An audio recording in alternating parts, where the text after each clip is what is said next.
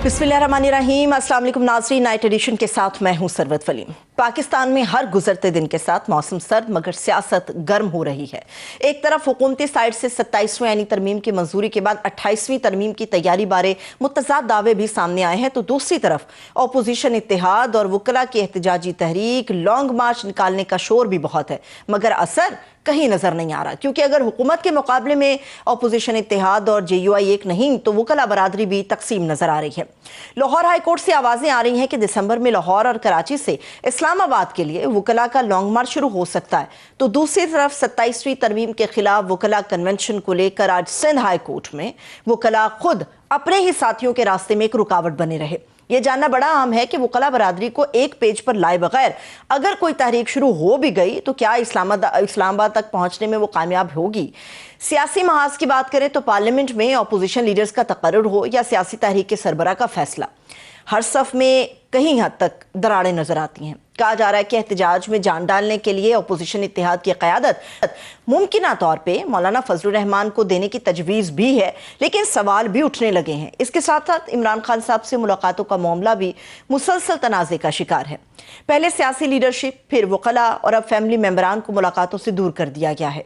सुहेल आफरीदी साहब के 7 चक्कर और पंजाब हुकूमत को लिखा गया खत, PTI की अदालतों में मुतअद्दिद दरखास्तें मगर नतीजा सिफर है, जिस पर महमूद खान अचकज़ई का एक सख्त बयान भी हमारे सामने आया कि कानून पर अमल करो वरना हम सीढ़ी लगाकर अडियाला जेल में घुस जाएंगे, खान से मुलाकात भी करेंगे और रिहा भी कराएंगे।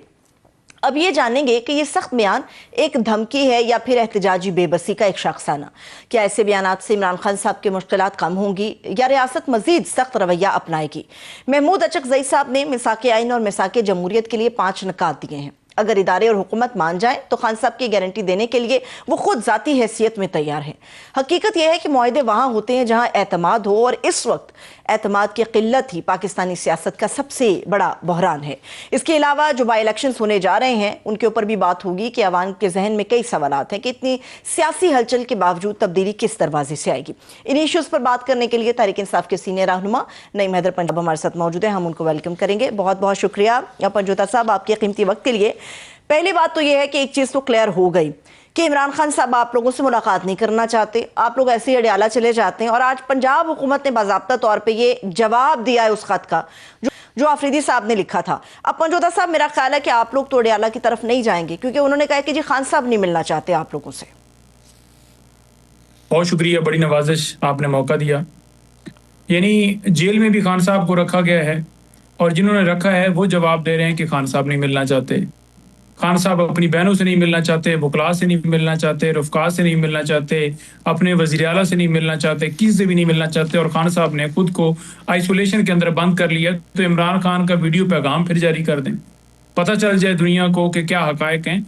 ये तमाम तर झूठे केस बना के, और इस वक्त जो मामला चल रहा है, ये जो ली जा रही हैं, जो सारी कार्रवाइयाँ की जा रही हैं, इमरान खान के पैगाम का खौफ है, उनके मैसेज का डर है। कभी ट्विटर अकाउंट के ऊपर हमला किया जाता है, कभी मुलाकात बंद करी जाती है, कभी बहनों को गिरफ्तार किया जाता है, कभी उन पे मुकदमात बनाते हैं कि आपने इमरान खान का पैगाम बाहर कौम को क्यों दिया। तो ये एक उस हद तक जा चुके हैं जिस हद तक कोई बंदा सोच नहीं सकता था कि इस हद तक इनके अंदर इमरान खान का खौफ तारी है। जितना खौफ इनके ऊपर छाया हुआ है, अब बेहतर तो ये है क्योंकि सियासी मैदान के अंदर तो ये मुकाबला कर नहीं पा रहे, तो अडियाला जेल जाएं और इमरान खान साहब से जाकर माफी मांग लें। तो ये इसके ऊपर हमारा रिप्लाई है जी। नहीं तो रिप्लाई ये भी तो अचकज़ई साहब ने दिया कि सीढ़ी लगा के हम लोग दीवारें फलांग के अंदर चले जाएंगे। ये कई दफ़ा तो ऐसा लगता है कि शायद जोश में कही गई बात है, मगर ऑन द अदर हैंड अगर हम इसको पंजोता साहब देखते हैं तो आपको नहीं लगता कि एक ऐसा बयान है जो पाकिस्तान तहरीक इंसाफ के खिलाफ सख्ती का एक और पहाड़ खड़ा कर सकता है? बात यह है कि वज़ीर आला ने एक सवाल किया और एक राय जानने की कोशिश की तमाम सहाफ़ी जो अडियाला जेल के बाहर मौजूद थे कि आप मुझे बताइए कि ऐसी सारी सूरत हाल जिसमें इस्लामाबाद हाई कोर्ट के 3 मेंबर बेंच का फैसला है और उसकी रोशनी के अंदर मैं 7वीं दफ़ा वापस जा रहा हूँ। मेरी खुद इस पिछले 1 साल के अंदर 2 मुलाकातें हुई होंगी, 3-3.5 महीने पहले मेरी मुलाकात हुई, और हर दफ़ा नाम डालते हैं, एक पेशी पे ना हो तो अगली पेशी पे लाजमी मेरा नाम होता है मुलाकात वाली लिस्ट के अंदर। جانے کی اجازت نہیں دی جا رہی. 6 وکلا ہوتے ہیں, ایک کو ملنے کی اجازت نہیں دی جا رہی. عمران خان تو ہیں, ان کے ساتھ ساتھ ان کی جو اہلیہ ہیں ان کی فیملی کو بھی ملنے کی اجازت نہیں دی جا رہی. تو ہائی کورٹ کے احکامات کو جس طرح وہاں کھڑے ہوئے ایس ایچ او کے ذریعے ردی کی ٹوکری میں پھینکوایا جاتا ہے, اور وہاں کھڑے ہو کر ایک صوبے کا وزیر اعلیٰ جو 4-5 کروڑ عوام کی نمائندگی کرتا ہے, وہ بتاتا ہے کہ میں ہائی کورٹ کا حکم لے کر آیا ہوں, اور وہ کہتے ہیں کہ ہم آپ کو پوچھ کے بتائیں گے. تو ان کی اوقات یہ ہے, یہ جو پوچھ کے بتانے والے ہیں, جو ان کو آگے کھڑا کرتے ہیں, جو ان کو آگے کہتے ہیں کہ آپ رجسٹ کریں, یہی اصل اس ملک کا معاملہ ہے کہ اگر یہ معاملات ٹھیک ہو جائیں, یہ پوچھ کے بتانے والے ہٹ جائیں, تو ہمارا ملک صحیح پٹڑی پر چلا جائے. اب آپ دیکھ لیں کہ رول 92 واضح ہے کہ کوئی بھی قیدی اگر جیل میں ہے تو اس سے اس کے رفقا فیملی وکلا مل سکتے ہیں. تو کیوں ملاقات پہ پابندی ہے؟ تو جب آپ کے پاس تمام آپشنز ختم ہو جائیں, عدالتیں آپ کے اوپر کوئی نوٹس نہ لیں, وہ توہین عدالت کی کارروائی نہ کریں, تو پھر آپ کے پاس کیا راستہ ہوتا ہے؟ ہم تو پوچھ رہے ہیں قوم سے کہ ہمیں بتائیے کہ ہم اب آگے کیا کریں. یہ ساری صورتحال ہے. بالکل, یہ بات قابل فہم بھی ہے, اور میں تسلیم بھی کرتی ہوں کہ ہر آئینی جمہوری اور جو اخلاقی راستہ تھا وہ پاکستان تحریک انصاف نے اپنے تئیں اپنایا ہے تاکہ عمران خان صاحب سے ملاقات ہو جائے. لیکن مسئلہ یہاں پر یہ ہے پنجوتا صاحب کہ سہیل آفریدی صاحب سے پہلے علی امین گنڈا پور صاحب بھی تھے, اور وہ بھی سی ایم ہی تھے, اور جب ان کی ملاقات خان صاحب کے حکم کے اوپر ہوا کرتی تھی, اور ہمیں یاد ہے کہ جیل سے پیغام آیا کرتا تھا کہ علی امین صاحب جو ہیں وہ عمران خان صاحب سے ملنے کیوں نہیں آتے. جب وہ ملاقات کے لیے جاتے تھے ایک پورا پروٹوکول ہوتا تھا, ان کے لیے دروازے کھلتے تھے, وہ اندر چلے جاتے تھے, خان صاحب سے ملاقات بھی کر لیتے تھے. تو اس کا مطلب یہ ہے کہ سہیل آفریدی صاحب کا جو انداز گفتگو ہے وہ شاید کہیں پر سوٹیبل نہیں محسوس ہو رہا ہے, اسی لیے ان کی ملاقات جو ہے وہ فی الحال روکی گئی ہے. آپ کا بھی یہی خیال ہے؟ سہیل آفریدی کو پیغامات بھجوائے گئے کہ آپ آئیے, ہمارے ساتھ ملاقات کیجئے, ہماری لائن پر چلیے اور ہمارے مطابق معاملات کو آگے چلائیے. سہیل آفریدی نے انکار کیا. سہیل آفریدی کو اور میٹنگز کے اندر بلایا گیا, یعنی گورنمنٹ لیول کی جو میٹنگز تھیں فیڈرل لیول کی, لیکن انہوں نے ادھر بھی انکار کیا. انہوں نے کیا کہا؟ انہوں نے کہا جی کہ میں پہلے عمران خان صاحب سے پوچھوں گا, ان سے گائیڈ لائنز دوں گا, اس کے بعد میں کسی بھی میٹنگ کا حصہ بنوں گا. پہلے میری ملاقات میرے لیڈر سے کروائی جائے جس نے مجھے وزیر اعلیٰ اس صوبے کا بنایا ہے. تو اس کی ملاقات نہیں کروائی گئی. تو یہ مبارکیں فون کے اوپر تو شہباز شریف صاحب دے دیتے ہیں, لیکن ان کی اتنی حیثیت نہیں ہے کہ یہ اتنا اختیار رکھتے ہوں کہ ایک وزیر اعلیٰ کی اس مبارک تو آپ دے دیے آپ نے کہ اس کی ملاقات کروا دیں. تو اس صورتحال کا میں سامنا ہے. ٹھیک ہے, لیکن ملاقات کیے بغیر بھی تو ابھی نظم و نسق تو چلایا جا رہا ہے پاکستان تحریک انصاف کی طرف سے اوورآل پورے ملک میں بھی, اور خاص طور پہ خیبر پختونخوا کے اندر بھی. اور عمران خان صاحب ہمیشہ یہ کہتے رہے ہیں, جیل کے ایام میں جب ان کو بالکل آغاز پر رکھا گیا اس وقت بھی انہوں نے کہا کہ جو چیز پاکستان اور ملک و قوم کے مفاد میں ہے اس کو لے کے آگے بڑھنا چاہیے. اگر حکومت یہ بات کر رہی ہے کہ ہمارے ساتھ بیٹھ کر بات چیت کیجئے, تو آپ کو نہیں لگتا کہ بہتر انداز یہی ہے کہ کچھ وقت کے لیے صحیح مگر ایک موقع ضرور دے کر دیکھنا چاہیے؟ ہو سکتا ہے کہ باہمی مشاورت سے کوئی راستہ نکل آئے. دیکھیں, معاملہ یہ ہے کہ جو یہ گورنمنٹ ہے اس کے پاس اتنا اختیار نہیں ہے کہ وہ ملاقات کرا سکیں. اس سے پہلے ہم نے ان سے گفتگو کرنے کی کوشش کی. 26 نومبر کے اوپر جوڈیشل کمیشن یہ نہیں بنا سکے, 9 مئی کے اوپر یہ نہیں بنا سکے, تو ان سے کیا ہم نے بات کرنی ہے؟ نمبر 2 بات یہ رہ گئی کہ دیکھیں, آپ نے کہا کہ کوئی کسی سے وہ ملنا نہیں چاہتے, تو عمران خان کے ٹویٹس جو ہیں وہ بڑے واضح ہیں جس کے اندر وہ بار بار کہہ رہے ہیں کہ میری فیملی, میرے وکلا, میری بہنوں کو ملنے نہیں دیا جاتا, میرے رفقا کو ملنے نہیں دیا جاتا, بار بار کہتے رہے. تو ہر ایک سے انہوں نے انکار کر دیا. تو یہ تمام تر پراپوگنڈے ہیں. انہوں نے بہنوں کے ساتھ جو سلوک کیا, وہاں جو اہلکار کھڑے کیے گئے تھے, پھر لیڈیز پولیس بلائی گئی اور وہاں لائٹیں بند کر کے حصار بنا لی گیا. پہلے ہمیں دھکے دے کے پیچھے اور کچھ لوگوں کو گرفتار بھی کیا گیا, سائڈ پر کیا گیا. تو اس کے بعد انہوں نے ان کی جو تذلیل کی اس موقع کے اوپر کسی صحافی کو قریب نہیں لگنے دیا کہ وہ ویڈیو بنا لیں. جب وہ سارا معاملہ ہو گیا اس کے بعد 5-10 سیکنڈ کا آپ نے کلپ دیکھا ہوگا جس میں ان کی بہن بیٹھی ہیں اور وہ بالکل ایک ساکن ہو گئی ہیں, اور وہ ویڈیو آپ کے سامنے آئی ہوگی کہ ایسا آپ نے کیوں کی, جس میں علیمہ آپ بھی بیان دے رہی ہیں. اور اس کے بعد ان کے وزراء نے کہا جی کہ دیکھیں جی, اگر کوئی ویڈیو ہوتی تو سامنے بھی آ جاتی. بھائی, ویڈیو بنانے کا آپ نے ایک پورا بندوبست کیا, پلان بنایا, کیونکہ آپ پلانر ہیں. آپ نے پہلے بھی لندن پلان کے تحت ہی 9 مئی فالس فلیگ آپریشن کا آپ تمام حصہ تھے, اور اسی کے اسنا کے اندر آپ کو یہ جیلی حکومت بھی ملی. 17 سیٹیں آپ نے حاصل کی اور آپ کو جیلی مینڈیٹ کے ذریعے حکومت بنا دی گئی. تو جو جیلی طریقے سے آتے ہیں وہ اس طرح کے جیلی کام کر لیتے ہیں, اس طرح کی کارروائیاں کر لیتے ہیں کہ وہاں پورا ایک آپریشن کر کے جس میں جتنی وکٹمائزیشن ہے اس کو طریقے کے ساتھ کور کر کے اور اس کے اوپر پھر پراپیگنڈے کرتے ہیں کہ دیکھیں جی کوئی ثبوت ہی نہیں ہے. پہلے انہوں نے 26 نومبر پر بھی یہی کہا. یہ تو ہمیشہ اس طرح کے کام کرتے رہتے ہیں اور یہی ان کا وتیرہ ہے, اور اسی طریقے سے یہ آ کر جیلی مینڈیٹ کے ذریعے یہاں پر جیلی نظام کو قائم کر کے بیٹھے ہوئے ہیں. صرف کرسی کے لیے یہ ہر حد تک جا رہے ہیں, اور یہ جتنا آگے بڑھیں گے انشاءاللہ تعالیٰ ایک دن آئے گا کہ یہ کرسی سے گریں گے اور ہم گرائیں گے, اور انشاءاللہ تعالیٰ جو ہے فتح عمران خان کی ہوگی, پاکستان کی ہوگی. اب پنجوتا صاحب مسئلہ یہاں پر یہ ہے کہ سہیل آفریدی صاحب کو میں سن رہی تھی, وہ یہ کہہ رہے تھے کہ ہم نے ہر راستہ اپنا کر دیکھ لیا لیکن ماں سوائے احتجاج کے اب ہمارے پاس کوئی دوسرا راستہ نہیں بچا. احتجاج کس طرح سے کریں گے آپ لوگ؟ نکلنے کی اجازت تو ہے نہیں. ابھی ضمنی الیکشن کے اندر جس طرح سے گرفتاریاں ہو گئی ہیں وہ بالکل ایک مخصوص حصے کے اندر ہے. جب آپ پورے ملک سے لوگوں کو نکالنے کی کوشش کریں گے تو اس میں آپ کو نہیں لگتا کہ نقصان ہوگا اور بہت زیادہ نقصان ہو جائے گا؟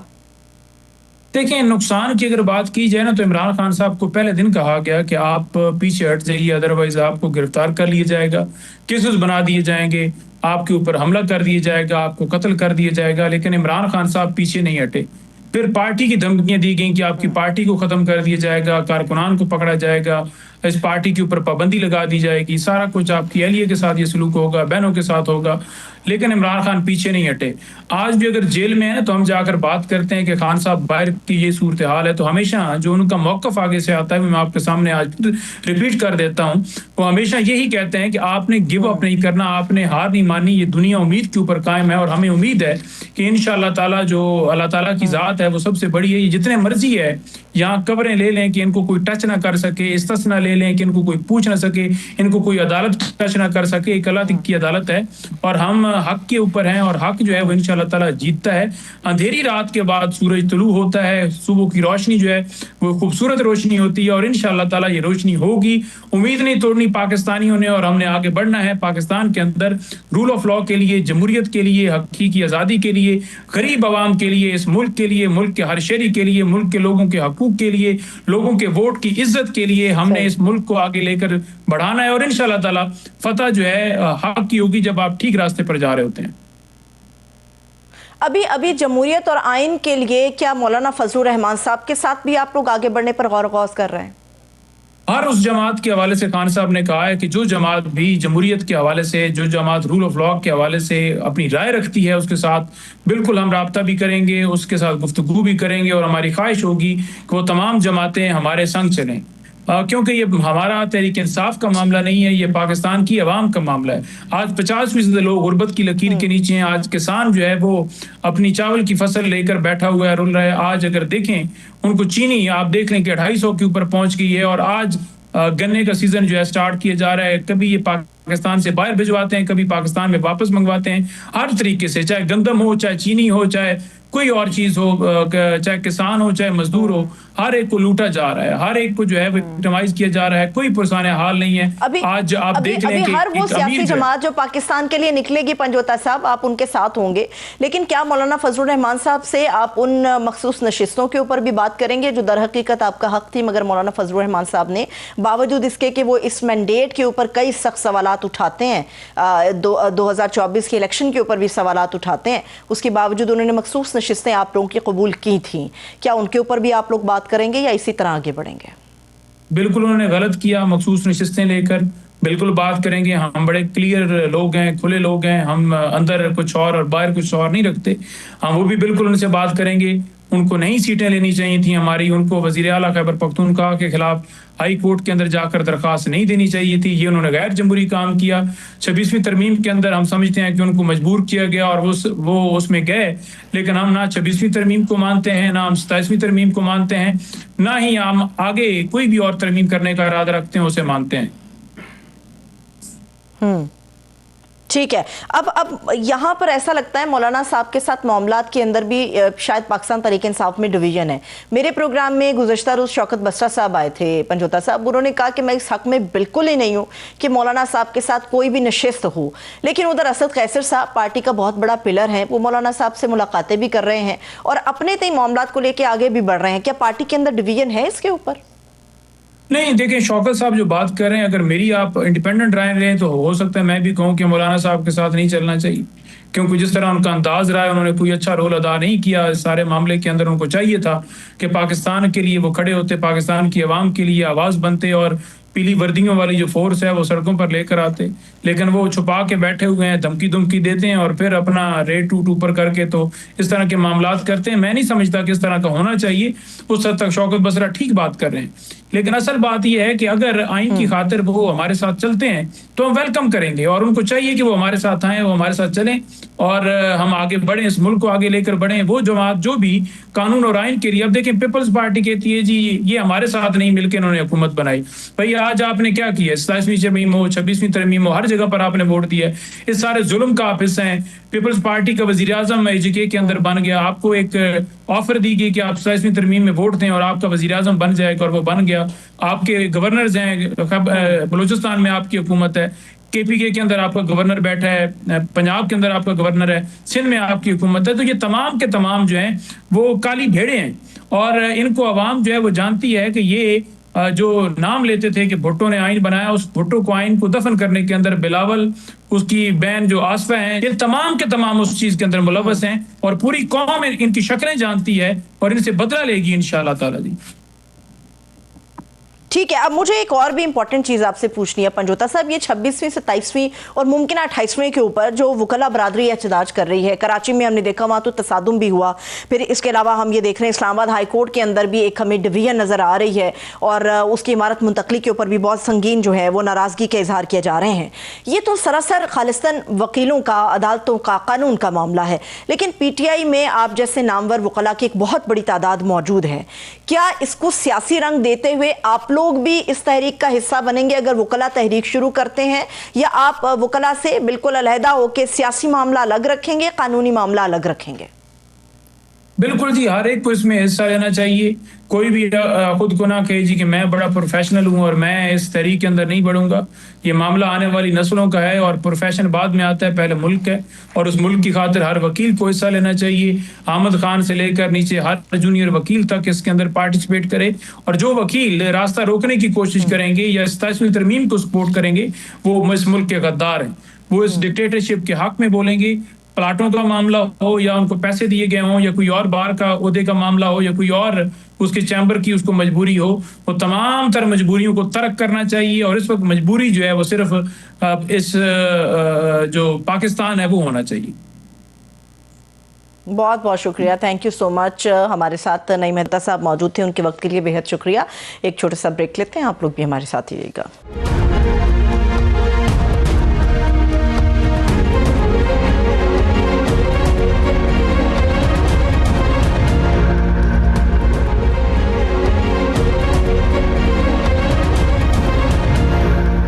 بریک کے بعد ایک مرتبہ پھر سے خوش آمدید کہیں گے۔ پاکستان میں آج کل سیاسی پارا ہائی ہے، حکومت اپوزیشن میں تلخیاں بھی عروج پر ہیں۔ اسی سیاسی کشمکش میں ایک مرتبہ پھر سے کل انتخابی سیاست کا میدان سجنے جا رہا ہے۔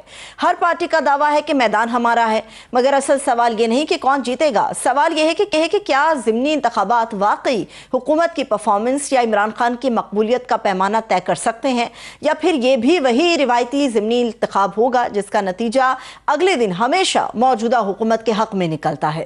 سیاسی منظرنامہ دیکھیں تو حکومت ایک کے بعد ایک آئینی ترمیم میں مصروف ہے، جبکہ اپوزیشن اپنی ہی الجھنوں میں الجھی ہوئی نظر آتی ہے۔ آئینی ترمیم کی حمایت کرنی ہے یا کھل کر مخالفت؟ ججز کی طرح وکلا برادری بھی بٹی ہے، اور عوام بھی شاید۔ عوام ایک بار پھر یہ دیکھنے کے لیے سائلنٹ موڈ پر ہے کہ اصل سیاست آخر شروع کب ہوگی۔ اب اگر بات کریں صرف PTI کی، تو یہ وہ پارٹی ہے جس کی احتجاجی سیاست کبھی لاہور سے اسلام آباد تک حکومت ہلا دیا کرتی تھی، مگر اب اسی پارٹی کے احتجاج میں جان اور تھکے سے محسوس ہو رہے ہیں۔ کبھی کبھار تو صرف سوشل میڈیا کی حد تک ہی محدود نظر آتے ہیں۔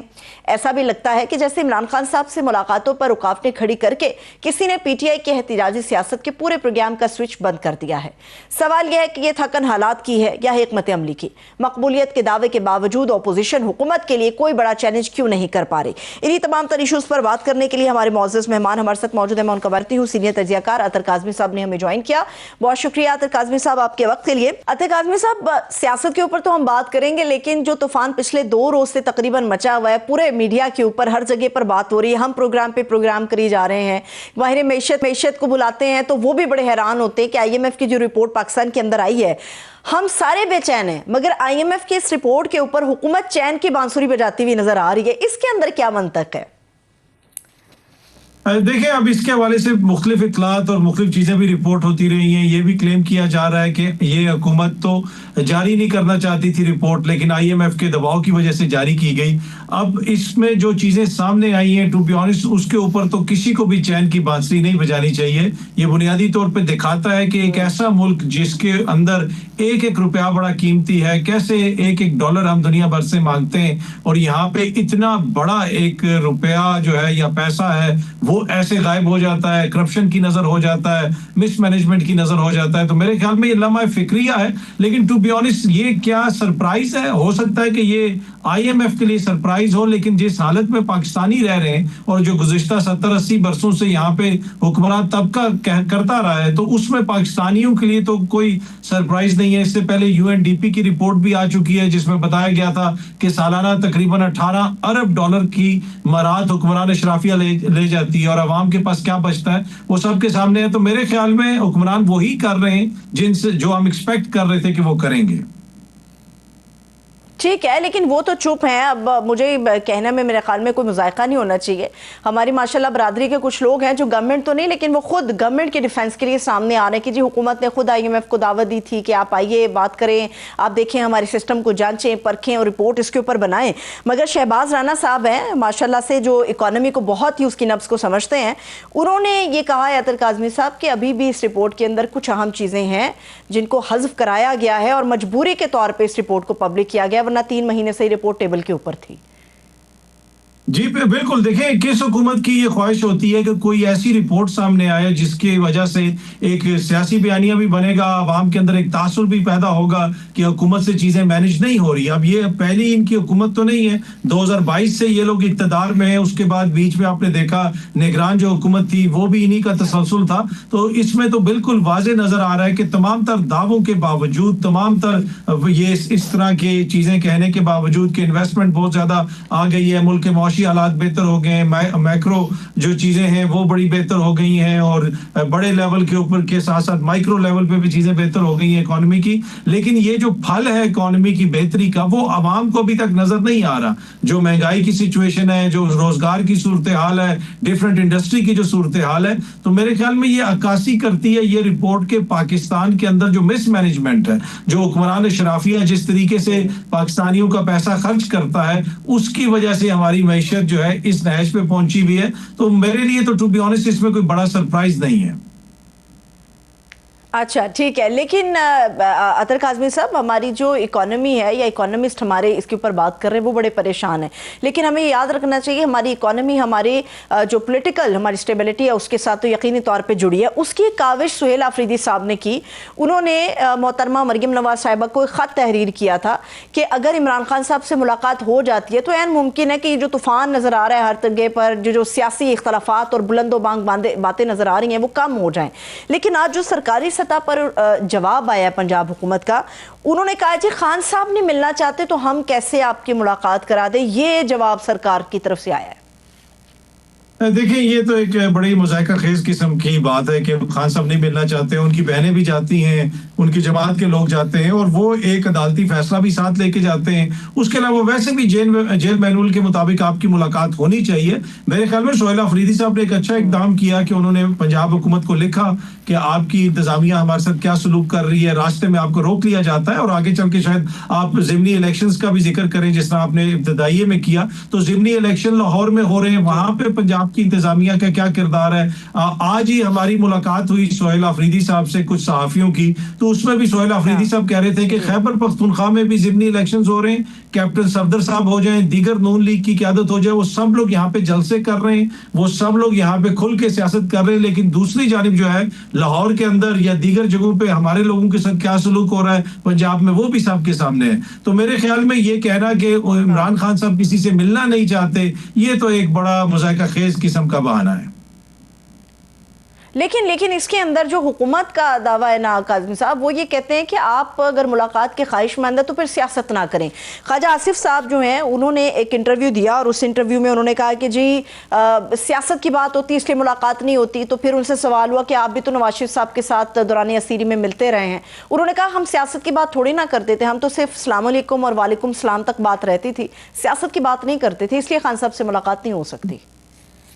دیکھیں یہ تو سب کو پتا ہے کہ یہاں پہ جب ان کی پچھلی پی ڈی ایم کی حکومت بنی تھی تو یہ کابینہ کو لے کے لندن جاتے تھے اور کہتے تھے کہ جی کابینہ کے اجلاس بھی وہاں پہ نواز شریف صاحب کی قیادت میں ہوتے ہیں، پیٹرول کی قیمت میں اضافہ ہو جائے تو میاں صاحب ناراضگی کا اظہار کرتے ہیں، کوئی اہم تعیناتی کرنی ہو تو یہ کہتے تھے کہ میاں صاحب سے ہم نے مشاورت کرنی ہے. تو یہ سب کو پتا ہے عمران خان صاحب سے ان کی جو جا کے سیاسی رفقا ملیں گے وہ کیا ڈسکس کریں گے، وہ ان سے جا کے کوئی فٹ بال تو ڈسکس انہوں نے کرنا نہیں، سیاست ہی ڈسکس کرنی. اور یہاں پہ اسی طرح ہوتا ہے، جو بھی سیاسی لیڈر ہوتا ہے لوگ اس سے جا کے ملتے ہیں، اس میں سیاست بھی ڈسکس ہوتی ہے.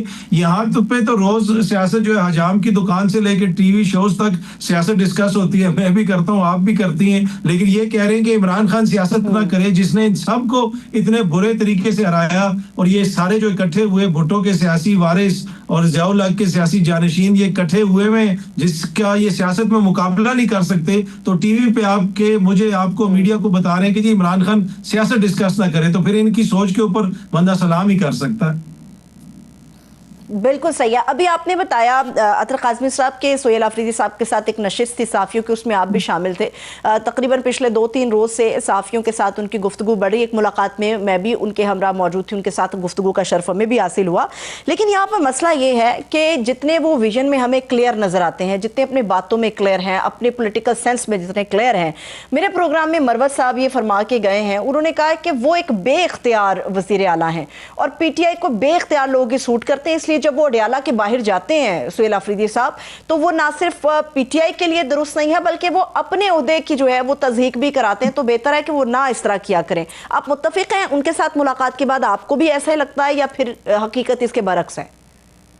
نہیں، ٹو بی آنیسٹ مجھے ایسا نہیں لگتا. اب آپ دیکھ لیں، آپ نے بھی ان سے ملاقات کی، ایک تو نوجوان وزیر اعلیٰ ہیں اور ان کی گفتگو میں جتنی میچورٹی مجھے نظر آئی، اور ہر کسی سے وہ مل رہے ہیں، وہ سارے صحافیوں سے مل رہے ہیں. کل آپ لوگوں سے بھی ملاقات ہوئی، آج ہم سے ملاقات ہوئی، ہمارے بعد مزید صحافیوں سے ملاقات ہوئی، اور اس میں تمام چینلز کے صحافی ہیں، مختلف بیٹس کور کرنے والے صحافی ہیں. کیا ایسا ایکسیس ہمیں مریم نواز صاحبہ تک مل سکتا ہے؟ کیا صحافی اس طرح کوشچن جا کے شہباز شریف صاحب سے کر سکتے ہیں؟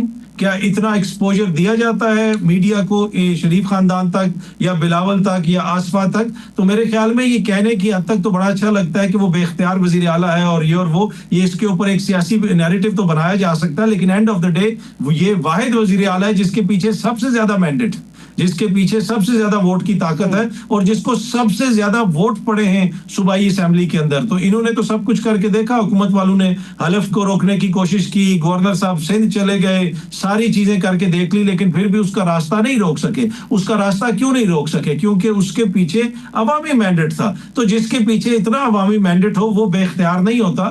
جو ویسے تھوڑا سا جن کا مینڈیٹ کے اوپر تھوڑا شک شبہ ہو تو ان کے اختیار کو کبھی چیلنج کیا جاتا ہے، کبھی ادھر سے کبھی ادھر سے. تو مجھے نہیں لگتا باقی جو ان کی ملاقات نہیں ہوتی، یہ بے توقیری تو پورے آپ کا جو آئین ہے، جو آپ کے عدالتی احکامات ہیں، ان کی ہو رہی ہے. ملک کی ہائی کورٹ کے 3 معزز جج صاحبان کہتے ہیں ملاقات کروائی جائے، لارجر بینچ یہ کہتا ہے اور آگے سے پنجاب کی انتظامیہ ملاقات نہیں کرواتی. تو اس میں سہیل آفریدی صاحب کو دیکھنے کی ضرورت ہے یا پھر ان لوگوں کو دیکھنے کی ضرورت ہے جو عدلیہ کے فیصلوں کا مذاق اڑا رہے ہیں. تو مجھے نہیں لگتا کہ اس میں کوئی ان کی کوئی عہدے کی کوئی خدا نہ خواستہ ان کے عہدے کی کوئی تضحیق ہوتی ہے. تضحیق تو پاکستان کے آئین اور قانون کی جا رہی ہے اور ان لوگوں کی جانب سے کی جا رہی ہے جو ملاقات نہیں کرواتے. صاحب ہمارے ساتھ موجود تھے، آپ کے وقت کے لیے شکریہ. ایک چھوٹا سا بریک لیتے ہیں، آپ لوگ ہمارے ساتھ ہی رہیے گا.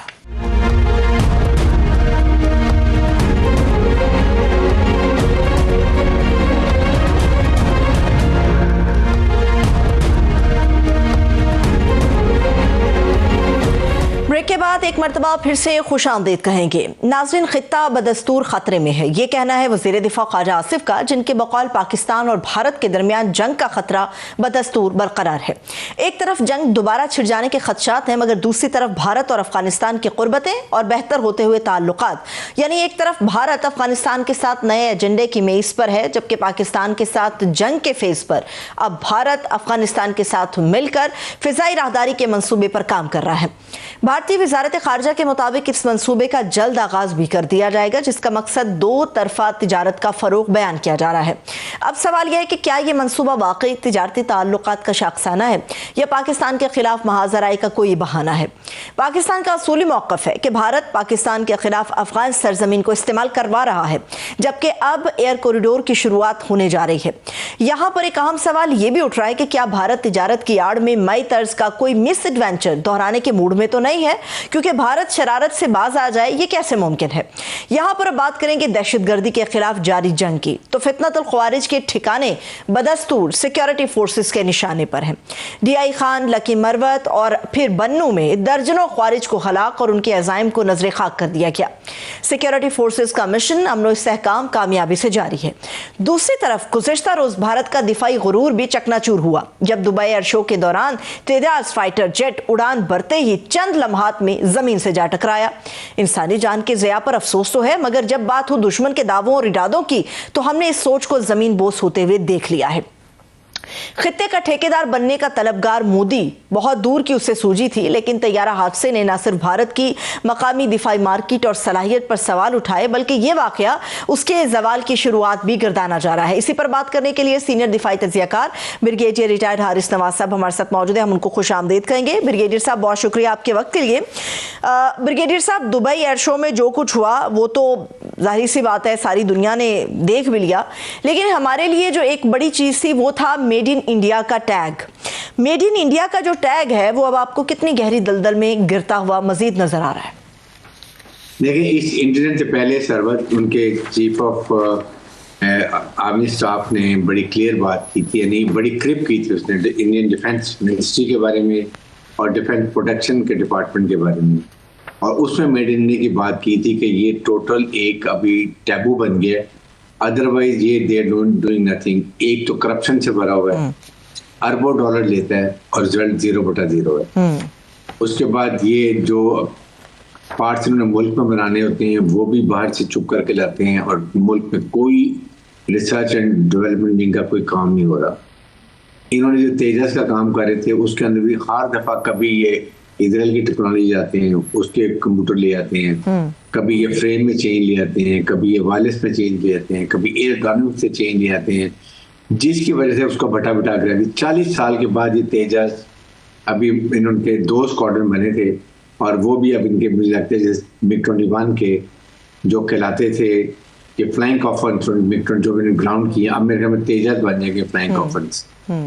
और दुनिया के सामने जिस तरीके से इनकी वहाँ पर हिम्मत उठानी पड़ी है, दिस स्पीक्स कि इनकी डिफेंस इंडस्ट्री जो है ना ये बिल्कुल नकारा और जीरो है। On the contrary, just compare अगर हम करें अपने पाकिस्तान की एयर डिफेंस इंडस्ट्री को और मिलिट्री डिफेंस इंडस्ट्री को, तो J-10 हम J-15 17 जो थे, ये यकीन करें 15 से 20 साल पहले हमने शुरू की है, और आज 200 J-F-17 पाकिस्तान एयरफोर्स को डिलीवर हो चुकी है। जस्ट इमेजिन कि J-10 की तैयारी हो रही है, और अब हम दुनिया और बांग्लादेश ले रहे हैं। अभी हमने बहुत अपने हमसाये मुल्क के साथ दुबई में कॉन्ट्रैक्ट साइन किया है, बहुत बड़ा F-17 का।